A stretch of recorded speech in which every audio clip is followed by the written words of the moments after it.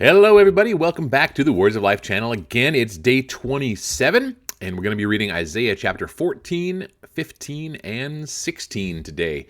Let's dive right in. The book of Isaiah, chapter 14. For the Lord will have compassion on Jacob, and will again choose Israel, and will set them in their own land, and sojourners will join them, and will attach themselves to the house of Jacob. And the peoples will take them, and bring them to their place, and the house of Israel will possess them in the Lord's land as male and female slaves.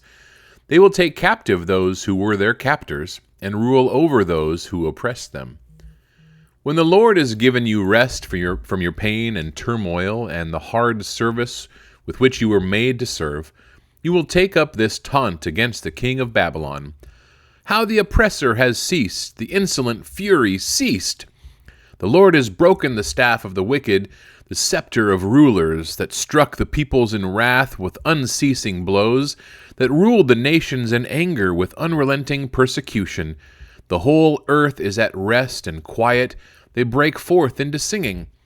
The cypresses rejoice at you, the cedars of Lebanon, saying, Since you were laid low, no woodcutter comes up against us.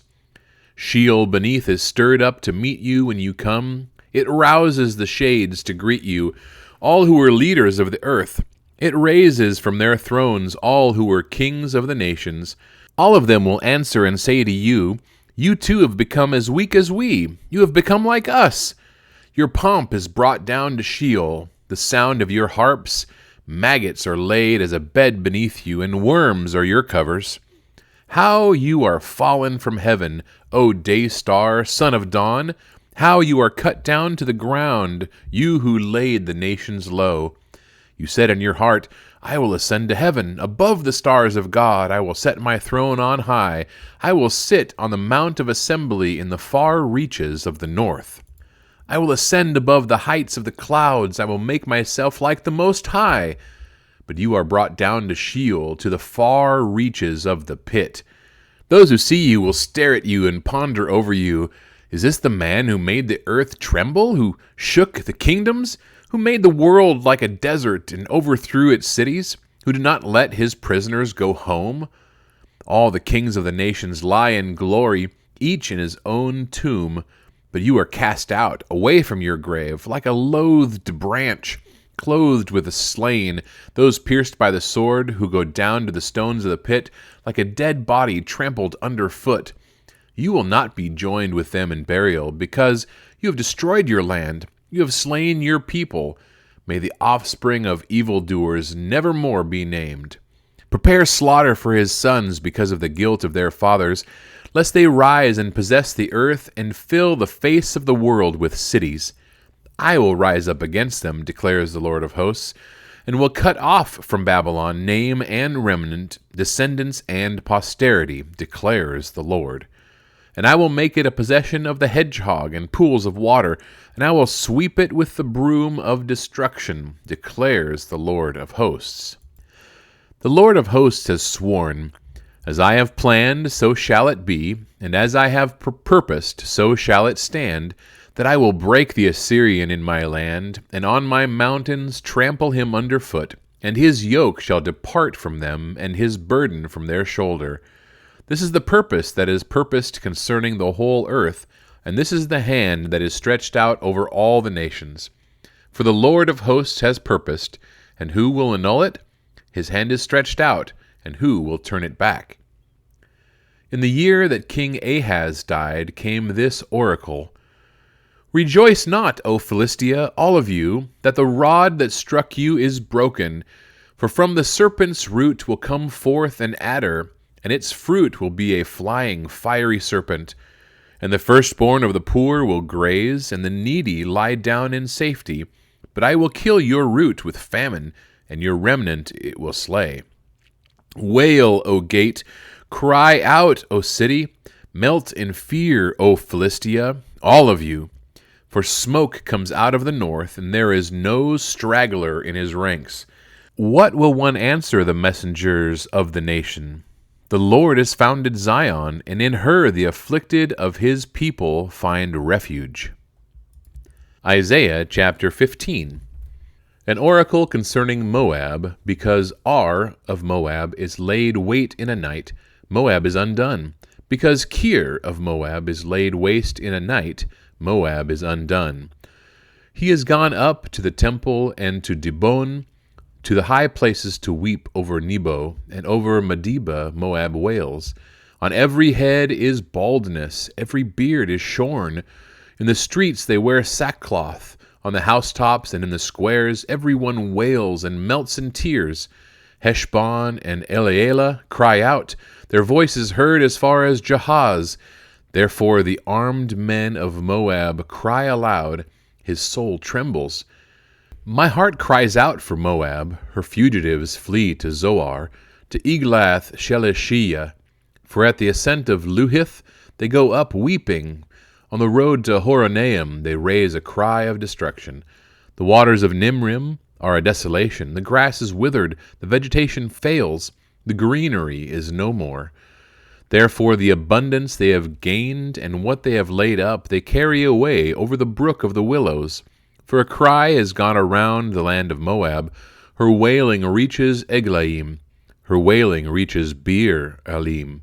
For the waters of Dibon are full of blood. For I will bring upon Dibon even more, a lion for those of Moab who escape, for the remnant of the land. Isaiah chapter 16. Send the lamb to the ruler of the land, from Selah by way of the desert, to the mount of the daughter of Zion.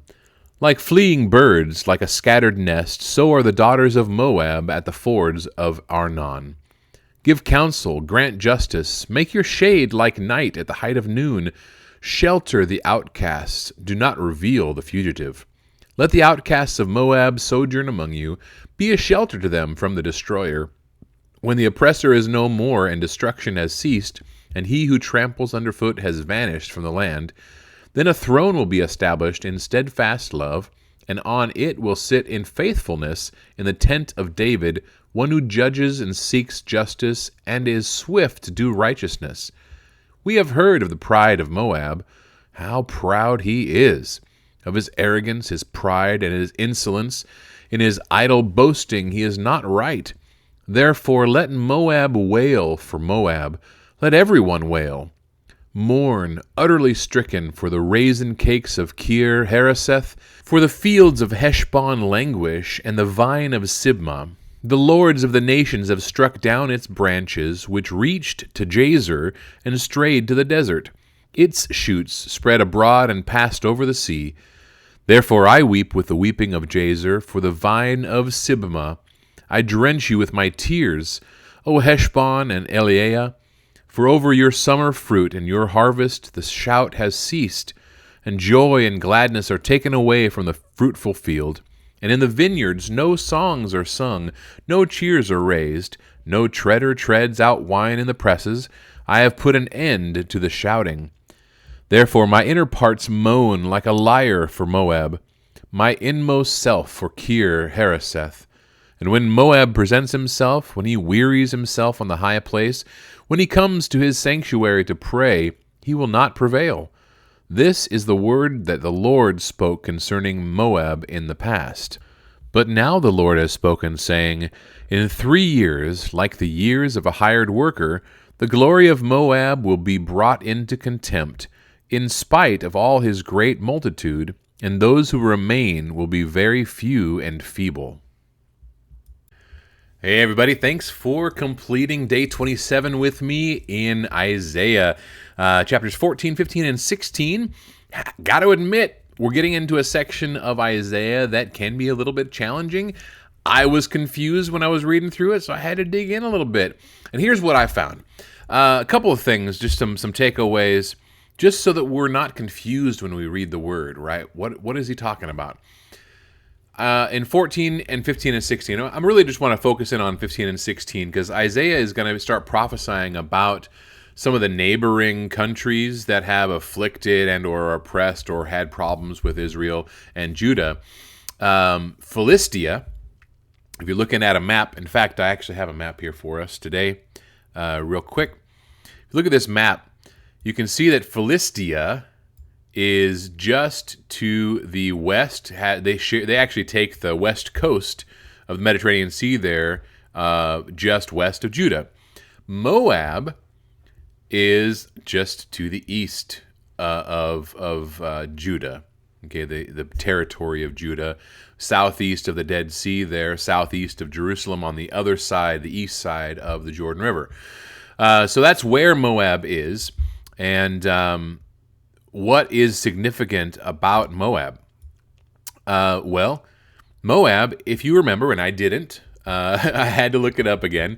The oldest daughter of Lot, when they fled from Sodom and Gomorrah, and the daughters conceived that plan to have an incestuous relationship with their father Lot, getting him drunk, etc., they conceived a child. The oldest daughter's firstborn son was named Moab.